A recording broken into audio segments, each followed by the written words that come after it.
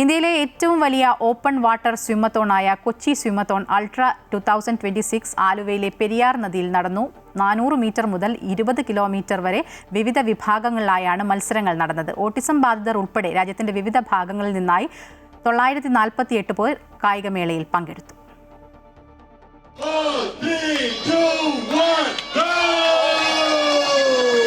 സുരക്ഷ, പരിസ്ഥിതി സംരക്ഷണം, യുവപ്രതിഭകളെ കണ്ടെത്തൽ, ഇക്കോ ടൂറിസം പ്രോത്സാഹനം എന്നീ ലക്ഷ്യങ്ങൾ മുൻനിർത്തിയാണ് സ്വിമ്മത്തോൺ സംഘടിപ്പിച്ചത്.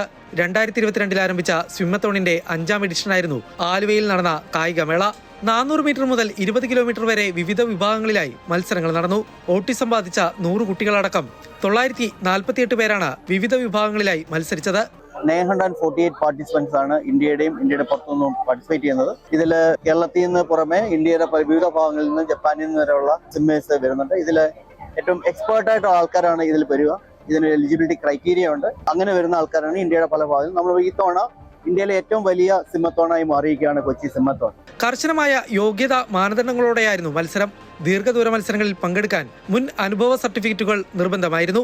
Last year when I participated for the first time, it was a dream to swim in the Periyar because I remember growing up to Malayalam songs on Periyar and it's amazing. നദിയിലെ ഒഴുക്ക്, ദൂരം, താപനില വ്യത്യാസങ്ങൾ തുടങ്ങിയ വെല്ലുവിളികൾ കണക്കിലെടുത്താണ് ഈ സുരക്ഷാ മാനദണ്ഡങ്ങൾ. DTPC, എറണാകുളം, കേരള ടൂറിസം വകുപ്പ് എന്നിവയുടെ സഹകരണത്തോടെയായിരുന്നു പരിപാടി. അമൃത ന്യൂസ്, കൊച്ചി.